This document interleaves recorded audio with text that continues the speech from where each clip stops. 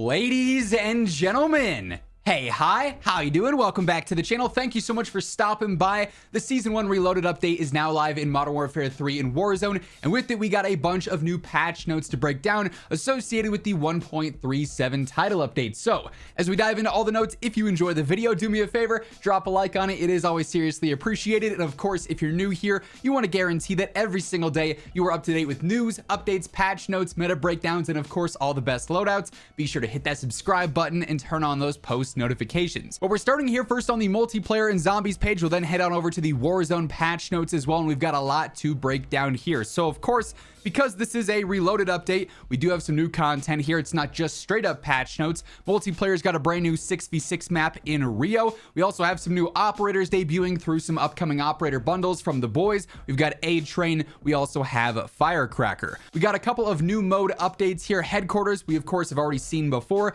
Team Gunfight is sort of self-explanatory. It's just TDM but gunfight. Then also Infected's returning as well, and MW3 ranked play is dropping as well. Two new weapons are coming in this update. We've got the TAC Evolver LMG and the HRM9 SMG, and a brand new event for the boys that's got a few specific challenges. They're very easy, very straightforward. If you do all of them, you end up getting a brand new LMG blueprint. Things like get one operator heat vision kill in the boys LTM. There is going to be a brand new just straight up kill confirmed boys LTM available in multiplayer as well. But getting into some of the global updates here initially, for customization, adjusted geometry and appearance of the Gaia and Gaia Black Cell operator skins to increase visibility. This is the Evil Groot skin, so that should now be back in the game with a newly updated look.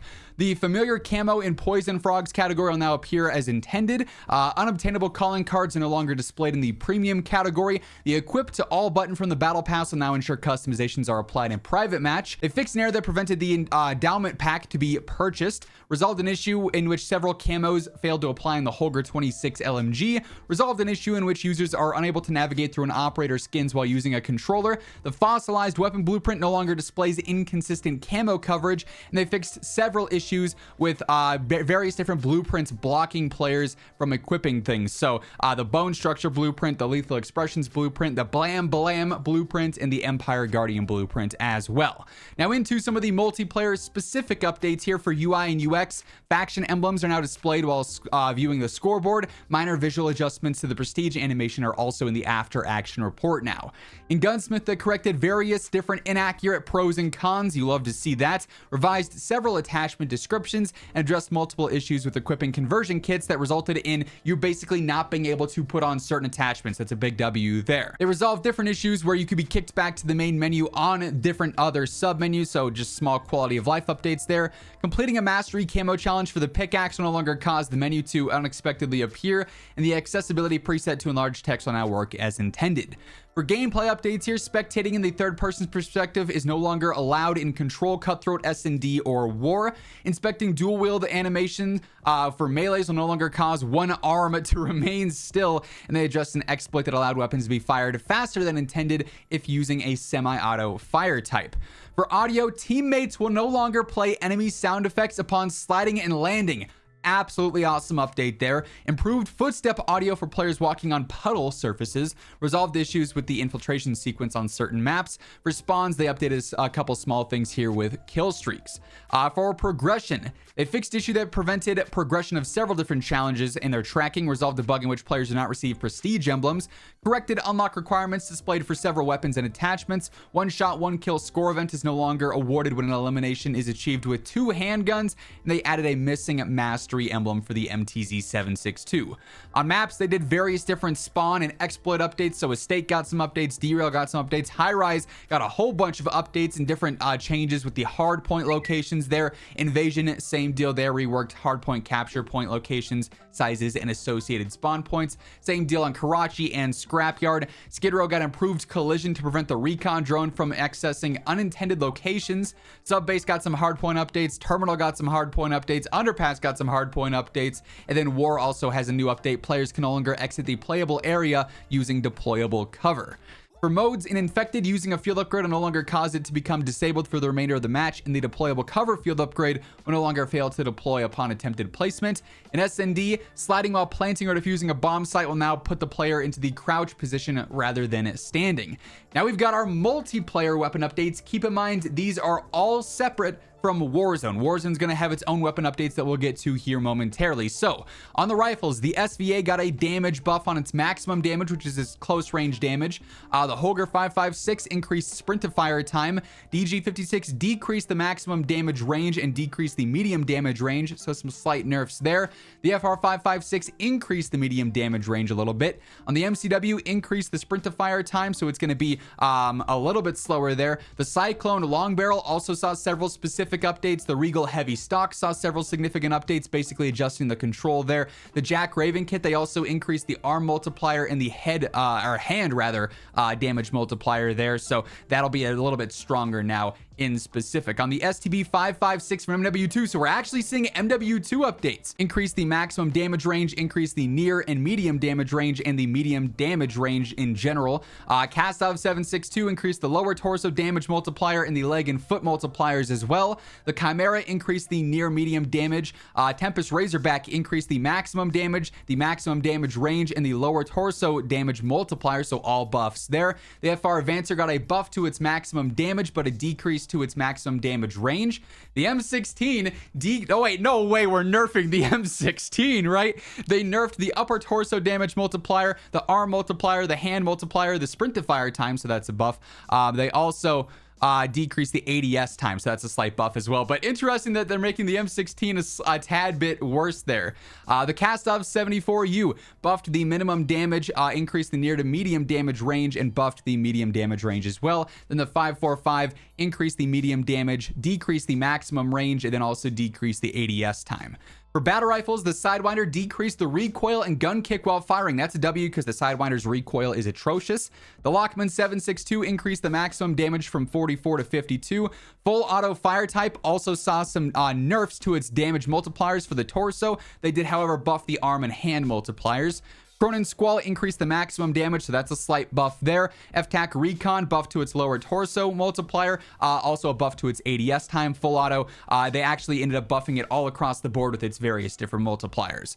SO14 increased the maximum damage, so again, close range damage there. Full auto fire type, nerfs to its neck and upper torso multipliers, but buffs to its lower torso, arm, hand, leg, and foot multipliers there. For SMGs, the Swarm increased the maximum damage range. Kind of surprised by that. Its first damage range, its strongest damage range is even better now. Increased the near to medium damage range as well. So that's a pretty significant buff for the Swarm in multiplayer.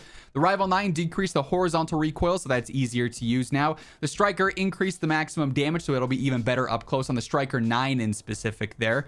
There's a lot of weapon changes here. Good grief. Lockman Shroud saw a bunch of changes in general. Increased the maximum damage, increased the near to medium damage, decreased the maximum damage range, the headshot multiplier, the neck, upper torso, arm, and damage multipliers as well all got nerfs there. The ISO 9 incompatible underbarrel attachments can no longer be used, so no actual weapon changes there, just a fix to the attachments. The Fennec, they actually buffed the range, increased the leg multiplier, the foot multiplier, buffed to the ADS time, buffed to the sprint to fire time. Bass P decreased the maximum damage range, increased the leg multiplier and the foot multiplier. Lockman Sub increased the near to medium damage, and then also increased the lower torso multiplier. The MX9 increased the upper leg multiplier and the foot multiplier, and decreased the ADS time and the sprint to fire time. A lot of MW2 changes here for multiplayer. For shotguns on the Lockwood 680, they actually increased the sprint to fire time. The sawed-off mod also saw some nerfs in general with the movement speed benefits and whatnot there, so that'll be slightly worse going forward. The Lockwood 312 gauge slugs, they decreased the minimum damage, and then on the Maelstrom dual trigger action, decreased the maximum damage range and the near to medium damage range. The Expedite 12, they increased the medium damage range and decreased the pellet spread when ADSing. The Bryson 800 decreased the sprint to fire time and the ADS time. Bryson 890 increased the rate of fire a tad bit. Interesting change there. For LMGs, basically every single weapon category got updates here, it seems. The Holger increased the minimum damage. The DG58 LSW, faster sprint to fire and ADS now. Bruin, they affixed the underbarrel attachments not working. SAC and MG38 increased the lower torso multiplier. Better ADS time now. HCR, better ADS and better sprint to fire now. For marksmans, the DM56 increased the sprint to fire time, so that's a nerf there. The Interceptor decreased the head multiplier and the neck multiplier. Keep in mind that's for multiplayer. The EBR decreased the sprint to fire time and the ADS time. The Lockwood fixed the underbarrel attachments, decreased the ADS and the hip fire spread while standing. Tempest Torrent increased the leg multiplier and the foot multiplier. Crossbow minimum damage is now going to be 125. And then they also adjusted the Bright Blaze bolts a little bit as well, thereby increasing the multipliers. The LMS also got a faster ADS and faster sprint to fire. For snipers now, the Cat Zang barrel, they decreased the damage range benefit and then also the bullet velocity benefit. The inhibitor, they added a medium damage range. They decreased the minimum damage and the maximum damage, and then also the near medium damage as well. The Victus, they increased the lower torso multiplier. The Carrack, they increased the recoil center speed by 100%. That's a solid update to the Carrack there. For handguns now, on the Renetti Jack Ferocity Carbine Kit, you won't have an obstructed view with certain optic attachments. The Tier got a bunch of updates. They buffed the near medium damage and the minimum damage, decreased the near medium damage range though, buffed the upper torso multiplier, but then nerfed the lower torso, the arm damage, the hand damage. All those multipliers are nerfed. Decreased the trigger action delay. Incompatible hollow optic can no longer be equipped. On the Ullr's Fury trigger action, the trigger delay got decreased, and then same deal on the Odin's Judgment. The 9mm Damon also got a new damage range, a medium damage range there. Then they also buffed the max damage, the near medium damage, the medium damage, the max damage range was nerfed actually. And then they also nerfed the near medium damage range and the medium damage range. Really specific stuff here, like they said they were going to do. Launchers, they also adjusted the Stormender. EMP effects will now disable or destroy the drill charge, the smoke airdrop, the inflatable decoy, and the swarm. There's also different attachment updates as well. Good grief, we got major updates here to the meta. Corvus Torch underbarrel attachment is now available to equip on many assault rifles and battle rifles. Resolved an issue in which lasers and underbarrels would visibly overlap. View is no longer obstructed in tack stance when you're using certain optics. The Razor Hawk laser sight, they increased the ADS speed benefit and the sprint to fire benefit. The Olay laser, they actually decreased the ADS and the sprint to fire benefits. The Grimline laser decreased to the sprint to fire. Verdant Hook box laser increased to the sprint to fire. The 50 cal Spire Point ammo increased the range benefit but decreased the velocity by a significant amount there. The Nightfall suppressor decreased the damage range benefit, the velocity benefit, and the recoil benefit, but they increased the ADS penalty and the sprint to fire penalty, so that's just way slower and less effective now. And the round nose ammo revised the description for this to update that correctly. For perks, Tac Mask added immunity to EMP effects from the Stormender. Bone Conduction Headset revised description to better reflect its existing effects. Signal Jammer addressed an issue that prevented proper functionality while equipped. For equipment on the Thermobaric, increased the maximum explosive damage to 75. Trophies, the cruise missile will no longer be targeted and destroyed by those. The ACS fixed an issue that prevented objectives from being captured in hardcore. Suppression mine visual effects are no longer activated for a player who deployed it, so you can't self-hurt there with the suppression mine. For streaks, the SAM turret, they decreased the lock-on delay, increased the cooldown between missiles, and adjusted the various number of missiles required to destroy different streaks. The advanced UAV will no longer be targeted by that either. The remote turret, dying while attempting to control this turret will no longer prevent a player from controlling it upon subsequent attempts. The Overwatch Hilo XP is now different. For destroying it, the EMP announcer voice line will now play upon usage, and destroyed equipment and kill streaks no longer grant kill streak progress. Then on the Swarm, the announcer voice line will play upon usage as well. Obviously, ranked play is going to be dropping here for season 1. That's going to be very exciting. It's all the CDO rules, so all the same, different restrictions, the same map pool, everything like that for weapons, gear, all stuff like that is going to be the exact same. Similar SR system to what we had before. There's going to be top 250 and everything like that. There's also various different rewards. We sort of broke this stuff down back when it was initially previewed. We also have our zombies updates. We got the new Warlord now available in game. That's basically the only content update. Everything else here is just general changes. Ether extraction contracts, players can now move immediately after successfully exfilling. The eliminate bounty target addressed an issue that allowed HVTs to spawn inside of locked strongholds. Field upgrades addressed an issue that prevented players from using the field upgrades when using the dual Kadachis. For general, they addressed an issue that allowed players to damage other players in zombies, closed an exploit that allowed players to carry more than 2 weapons, and addressed an issue that would create a contraband copy if you used insured slot 2 with a normal weapon. For enemies on Terminus Outcome, sentry turrets are now EMP'd when shot by the Stormender. The Hellhounds, friendly Hellhounds will now heal newly added squad members, and friendly Hellhounds now retain their name and level when traveling to the Dark Ether. For weapons, the Ram 7, they addressed an issue from equipping the base Ram 7. For equipment decoy grenades, they increased the duration to 8 seconds, and then on the Symbol Monkey, they increased the Symbol Monkey duration, and it'll actually now attract Hellhounds as well. For customization, the Bone Collector Operator skin now correctly appears in the Strike Team menu. Same deal with the Slay Operator skin. And then lastly, for zombies, for UI and UX, players can now choose to leave their squad if they want. Mission progression notifications, players will now be notified of certain progression milestones when completing. And then also general adjust an issue that prevented players from being notified that they earned the house cleaner calling card. They also added in new crash and stability updates.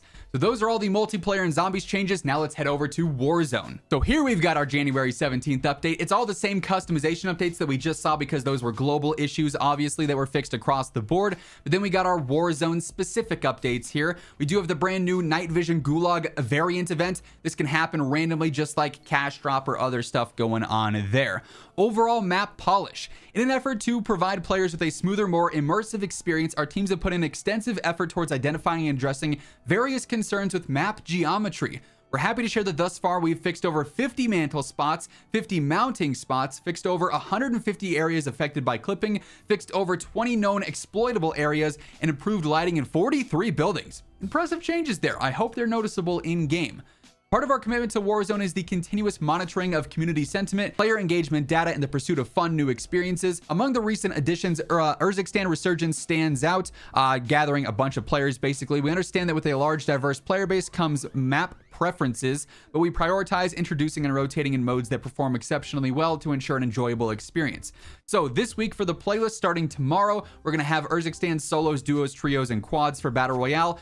For Resurgence, we'll have POI rotation quads on Urzikstan, solos and duos on Vondel and Ashika, Vondel quads, then also Ashika quads. For Plunder, that'll be back on Urzikstan, and Lockdown will be live on Vondel.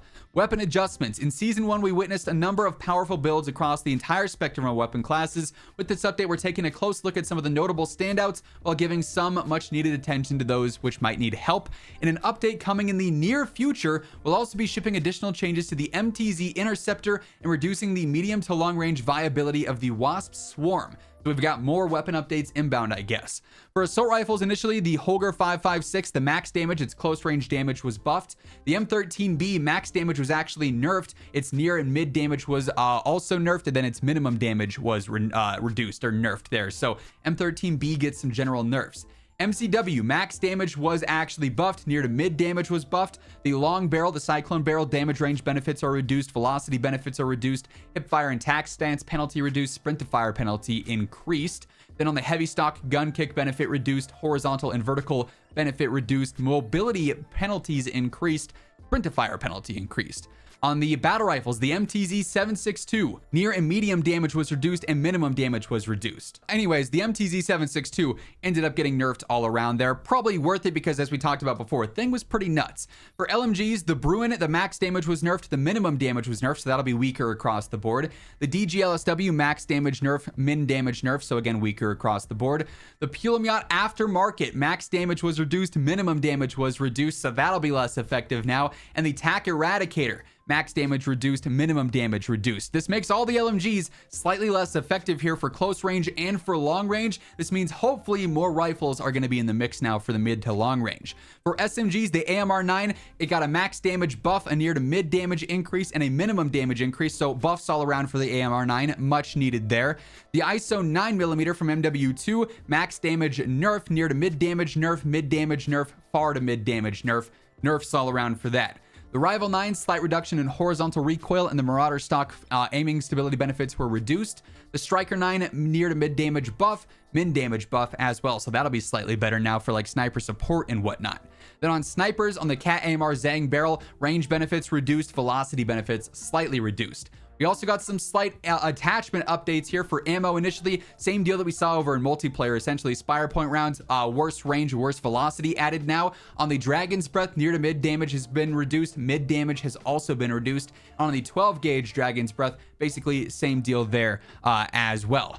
On the lasers, they also slightly adjusted these. Razor Hawk laser increased the ADS benefit and the sprint to fire benefit. Ole laser, they reduced the ADS and sprint to fire benefits. Grimline, they reduced the sprint to fire benefit. Verdant Hook, they also reduced the, or increased rather, the sprint to fire benefit. Then on the muzzles, the Nightfall Suppressor going to be a little bit more awkward now. Reduced the range benefit, the velocity benefit, the recoil benefit, and then they made the ADS worse and the sprint to fire worse. For gameplay updates, we do now have the Champions Quest live in game. The nuke contract is going to be back now. You can end up getting 30 wins in a season or 5 wins in a row, whichever comes first. Only 1 token can be held at a time though. Deployable buy stations, loot underneath the deployable buy station will be removed to prevent overlap and difficulties interacting with that. I like that. Black sites, we've updated the spawn behavior of black sites so they're more focused towards the center of the circle. By proxy, this should fix an issue where black sites would shut down too fast. Zip lines improved the ability to interact and attach. I love that. It was always annoying trying to spam your button to interact, and then it just never works. Change the interaction behavior to allow players to loot items on the ground near a zip line. For tracker grenades, fixed an issue with the tracker grenade incorrectly showing up as a snapshot. Underwater rebreather, fixed an issue with the rebreather that would make it more difficult to use. Vehicle respawn will now be respawning after destroyed if they are there on the map still and actually in play. Covert exfil and weapons case, stay tuned for further details on that. EOD is now going to clamp damage to 120 down from 150. Quick fix, they fixed an issue there with preventing health regen. Kill streaks, the bomb drone increased the warning from 14 meters, or it's now going to be 14 meters in general. It was 6 previously. That's a significant update there. Altitude arrow improvements. We've made improvements to the way that altitude arrows appear above and below icons on the minimap and tac map to help better navigate certain objectives. Audio updates. Our team has been diligently working on making adjustments to the audio experience in Warzone. In addition to the changes outlined below, we are actively exploring further improvements with some planned for parachutes in an upcoming season. Season 2. Audio occlusion. Improvements have been made to audio occlusion in general. Plain audio. They've made some adjustments to the infill and exfil. Music channels. Adjusted cinematic music so it no longer entirely plays on gameplay channels. Allied sounds. Reduce the volume of friendly slides, jumps, and lands. Just like in multiplayer, that's a huge update there. We also have an absolute ton of bug fixes, so we're going to spam through these, right? They fixed an issue that allowed players to clip through geometry while using zip lines. An issue causing players to get stuck in a loop and preventing them from being revived if they were downed while plating. An issue preventing equipped gulag tokens from awarding cash when the gulag closes. An issue that allowed loadout duplication if a player left the match. An issue preventing bomb drones from appearing on the minimap. An issue that prevented the squad widget from updating correctly when a player leaves. An issue causing the train and cash drop icons to be missing. An issue where players matchmaking in an uneven party size would not see the other parties in the squad widget. An issue causing player statistics not track properly if you left the match. An issue causing active players to be kicked out of plunder matches for wrongfully being flagged as AFK. An issue causing inconsistent behavior when dropping ammo. An issue causing a delay to loot for the loot crate markers appearing after picking up a scavenger contract. An issue with the scavenger caches causing the mission to select cache locations too close to each other. An issue causing incorrect descriptions for perks. An issue preventing vehicles from respawning in a match. An issue preventing the maps in the rotation playlist from appearing on the menu. An issue causing various players to encounter dev errors or unspecified client crashes in Battle Royale. An issue causing doors on certain buildings to behave erratically. An issue causing black site keys to spawn in unintended modes. An issue causing stronghold loot caches to spawn in unintended locations. An issue preventing faculty from causing a delay to cluster mine and suppression mines. An issue preventing, that's flex actually, I'm pretty sure. An issue preventing players from choosing to stow select items while the backpack was full. An issue causing an incorrect number of equipped and reserve armor plates to appear. An issue preventing elimination bounty targets from appearing on the minimap. An issue preventing the party leader from joining a match despite the rest of the party successfully doing so. An issue with backpack navigation. An issue causing players to spawn into a match with a different loadout than what you selected. An issue causing players to be redeployed under the map. An issue causing some weapon models to disappear while aiming down sights. We're still not seeing the end here. Goodness.